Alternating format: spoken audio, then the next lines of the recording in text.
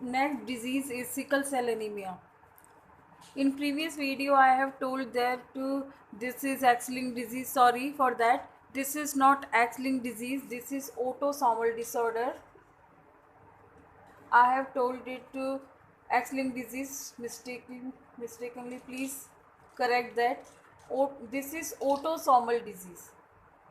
Autosomal disease means कि ये जो क्रोमोसोम यानी इसमें आरबीसी की जो शेप है that become sickle shape. Normal shape क्या होती है? बायकॉनकेव. ये नॉर्मल आरबीसी और ये क्या है? Sickle shaped RBC.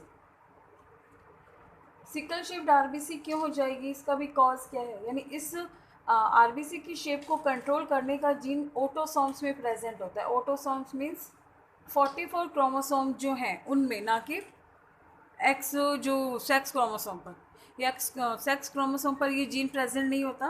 This gene is found in autosome, so it is autosomal disorder. In this disease RBC become sickle shaped. RBC become sickle shaped, and because of sickle shaped, hemoglobin जो होता है it started aggregate होने लग जाता है. Aggregate होने से ये एग्रीगेट क्यों होगा? कि इसमें जो हीमोग्लोबिन है, एग्रीगेट क्यों हुआ? ये शेप सिकल शेप क्यों हुई? देखिए, जो हीमोग्लोबिन का फॉर्मेशन जो होता है, हीमोग्लोबिन का फॉर्मेशन करने के लिए जो कोडिंग होनी चाहिए, ठीक है, वो कोडिंग में म्यूटेशन हो जाता है. म्यूटेशन यानी ग्वानिन के प्लेस पर, ये भी हम कॉज देखेंगे. पहले हम ये देखते हैं कि जो सिकल सेल एनीमिया है इसमें हीमोग्लोबिन हो जाता है डिफेक्टिव. हीमोग्लोबिन डिफेक्ट हो गया. हीमोग्लोबिन नॉर्मल कितने ऑक्सीजन बाइंड कर सकता है? 4 मॉलिक्यूल्स. लेकिन जब ये डिफेक्टिव हो जाता है it can bind only 2 molecules of oxygen. तो 2 मॉलिक्यूल ऑफ ऑक्सीजन बाइंड करेगा तो ये क्या हो जाएगा? ये एग्रीगेट होने लग जाएगा. जैसे ही एग्रीगेट होगा तो आरबीसी की शेप कैसी हो जाएगी? सिकल शेप, इस तरह से. अब ये जो जीन है ये फीमेल और मेल दोनों में ही मिलता है और दोनों ही क्या है? कैरियर, यानी हेट्रोजाइगस फॉर्म में कैरियर है. दोनों ही केस में क्या है? हेट्रोजाइगस फॉर्म में. ये हम इसको XXYY से नहीं रिप्रेजेंट करके हम इसे हीमोग्लोबिन जीन से करते हैं, नहीं तो कन्फ्यूज़न होगा कि ये एक्स लिंक डिजीज़ है. नहीं, ये एक्स लिंक डिजीज़ नहीं है. ये देखिए, होम हेट्रोजाइगस कंडीशन में तो ये है कैरियर, चाहे वो मेल है चाहे फीमेल है. ये है normal RBC. And H B S is not possible. यानी होमोजाइगस कंडीशन में तो ये पॉसिबल ही नहीं है, because lethal person suffer from H B S may definitely die. Carrier क्या होगा? हेट्रोजाइगस कंडीशन में. अब हम देखते हैं कि हेट्रोजाइगस अगर कोई सिकल सेल पर्सन है और उसकी मैरिज होती है हेट्रोजाइगस से, तो what are the chances of this disease transfer to their progeny? One is considered as carrier male and other is considered as carrier female.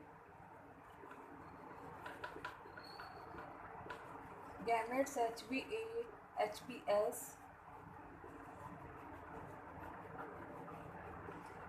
HbA, HbS.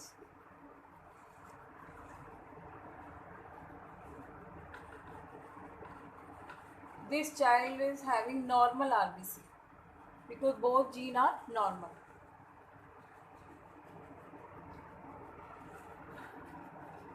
HbA, HbS. This child is having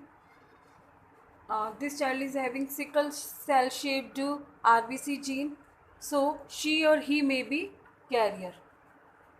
अब ये x-linked disease नहीं है तो हम इसमें fix नहीं है कि ये चाइल्ड कौन सा है. ठीक है, ये ऑटोसोमल डिजीज़ है. यानी ये ऑटोसोम अगर ये जो ट्रांसफ़र हो गया ये गैमेट, तो वो चाहे ही भी हो सकता है, शी भी हो सकता है. ये है नॉर्मल चाइल्ड. तो यहाँ पे चाइल्ड लिखेंगे हम, मेल या फीमेल नहीं लिख रहे हैं, ठीक है। ये देखिए अगेन कैरियर, एंड ये जो केस है HBS ये तो हो गया lethal. This case is not possible because this gene is lethal in homozygous condition. Homozygous condition means both alleles similar हैं, तो homozygous condition में ये जीन क्या हो गया, lethal हो गया। तो phenotype जो है वैसे होता 1:2:1, बट ये जो जीन है ये जीनोटाइप पॉसिबल ही नहीं है, तो मॉडिफाइड जीनोटाइप क्या हो गया 1:2, 1 और 2 कैरियर, ये पॉसिबिलिटी है। कंक्लूजन क्या निकला इसका कि जो हेट्रोजाइगस इंडिविजुअल है दे अपीयर अनअफेक्टेड। अनअफेक्टेड मीन्स कि वो कैरियर हैं, यानी उनमें वो सिकल शेप जो है आरबीसी प्रेजेंट है, सिकल शेप आरबीसी प्रेजेंट है, बट उसका उनको हम कहेंगे कि एक रेजिस्टेंस भी मिल रहा है। जैसे हमने प्रीवियस वीडियो में बताया था कि जो हीमोग्लोबिन जीन है it control shape of RBC along with resistance, यानी ये जो रेजिस्टेंट भी देता है किस डिजीज़ के लिए, मलेरिया के लिए, because Plasmodium can not survive in sickle shaped RBC. ठीक है, तो यहाँ पे क्या चांसेस हैं कि HBS जो है individual show the disease phenotype, तो इनकी प्रोबेबिलिटी क्या है 50%, इनकी प्रोबेबिलिटी क्या है 50% और 25% इनकी प्रोबेबिलिटी। कॉज क्या है इस डिजीज़ का, देखिए कॉज होता है substitution. Substitution means when one purine is और प्यूरिन और pyrimidine is transfer to another purine pyrimidine. क्या है वो, देखिए ग्लूटामिक एसिड जब डीएनए की कोडिंग होती है तो हर एक जो कोड है वो एक अमाइनो एसिड के लिए कोडिंग करता है। किसके लिए कोडिंग करता है, अमाइनो एसिड के लिए। देखो इस एक बार इसे इरेज कर देते हैं, इसे हम समझते हैं। सी अगर नॉर्मल आरबीसी है तो उसके डीएनए में जो डीएनए है उसमें एक सीक्वेंस होगा GAG, तो जी का जो कॉम्प्लीमेंट्स का डीएनए का कॉम्प्लीमेंट्री डीएनए है उसमें क्या होगा CTC। अब यहाँ पर ये है एडेनिन, जी दिस इज एडेनिन। अब यहाँ पे सब्स्टिट्यूशन हो जाए, सब्स्टिट्यूशन क्या हो जाए, एडेनिन के प्लेस पर आ जाए थाइमिन GTG, और ये क्या हो जाएगा, जी से कौन बाइंड करता है साइटोसिन, थाइमिन से कौन करेगा एडेनिन, और यहाँ पे हो जाएगा। तो डीएनए का जब ट्रांसक्रिप्शन होगा यानी किसका फॉर्मेशन होगा mRNA का, तो ये जो CTC है अब ये कोडिंग करेगा, मतलब इससे ट्रांसक्रिप्शन होगा तो क्या बनेगा G से C से क्या बना G, T से क्या बना A और C से क्या बना G, यानी ट्रांसक्राइब जो होगा mRNA उसमें GAG कोड प्रेजेंट होगा। यहाँ पे अगर सिकल शेप हुआ तो इसमें होगा GUG। अब आपको पता है डीएनए से जब ट्रांसक्रिप्शन होता है mRNA, और mRNA से ट्रांसक्रिप्शन होता है mRNA का ट्रांसलेशन होता है तो किसका फॉर्मेशन होता है, प्रोटीन का ट्रांसलेशन होगा, प्रोटीन का।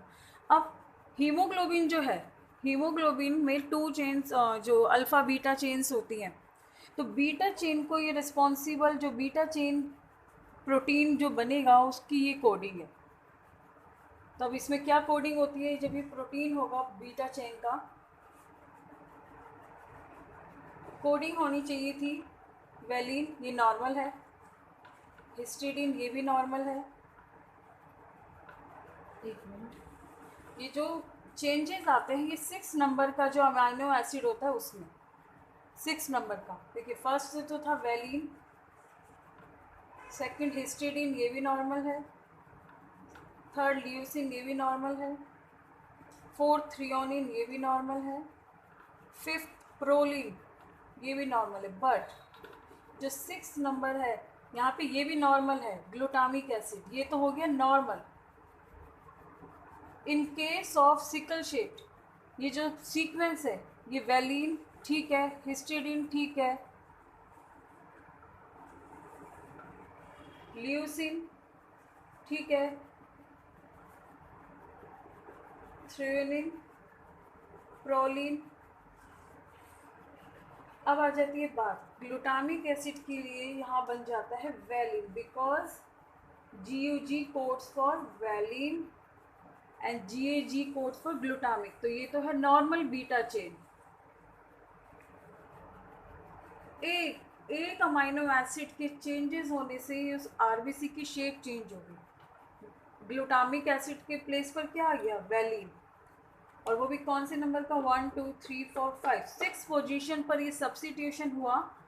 ग्लूटामिक एसिड के प्लेस पर किसका फॉर्मेशन हो गया, वैलिन का। वैलिन के फॉर्मेशन होते ही आरबीसी की शेप कैसी हो गई, सिकल शेप। क्यों हुआ, बिकॉज एडेनिन के प्लेस पे थाइमिन आ गया। जैसे ही एडेनिन के प्लेस पे थाइमिन आ गया तो ये सीक्वेंस भी चेंज हो जाएगा, because adenine bind with thymine, और थाइमिन आ गया तो ट्रांसक्रिप्शन के टाइम पे एमआरएनए पर ये तो ठीक है, ये तो नॉर्मल है। यहाँ पर देखिए एडेनिन के प्लेस पर क्या आ गया, थाइमिन, और थाइमिन किससे बाइंड हुआ, एडेनिन से। और एडेनिन जो है जब ये ट्रांसक्राइब होता है तो एडेनिन यहाँ पे एमआरएनए में क्या आएगा, uracil. Clear, and GUG form हुआ, this codes for valine. Clear. तो अगर कोर्स पूछें तो आपको इस तरह से ही बनाना होगा कि normal RBC, sickle shaped RBC, glutamic acid के प्लेस पर वैलिन बन जाता है। GAG codes for glutamic acid and GUG codes for valine. What is the course, substitution. Adenine के प्लेस पर थाइमिन आ गया, तो ये रीज़न बताना है। तो जो पर्सन है यहाँ पर जिसको सिकल शेप है, उसके जो ऑर्गन्स हैं वो भी वीक हैं। क्या है, वीक होते हैं अगर कंपेयर करें अदर पर्सन से। उस पर्सन के सिम्टम है हेडेक होना, फीवर, टायर्डनेस, उनकी इम्यूनिटी भी लो होती है। चाहे वो इम्यूनिटी मलेरिया से तो मिल जाती है, बट और जो डिजीज़ हैं उनसे इम्यूनिटी, उनके लिए इम्यूनिटी क्या होती है, लो होती है। मसल पेन रहता है, क्यों, वाई, बिकॉज ऑफ लो जो ऑक्सीजन बाइंडिंग की वजह से, क्योंकि ब्लड जो होता है वो कम होता है। आरबीसी कुछ जो होती हैं वो बाइंड नहीं कर पाती है ऑक्सीजन को, हीमोग्लोबिन कम होगा तो ये जो सिम्टम्स अपीयर होंगे, जैसे improper function of heart, kidney, muscle pain, tiredness, loss of appetite. Clear. तो ये था sickle cell anaemia. Our last disease is phenylketonuria. Now that will be discussed in next video. Okay student, thank you very much.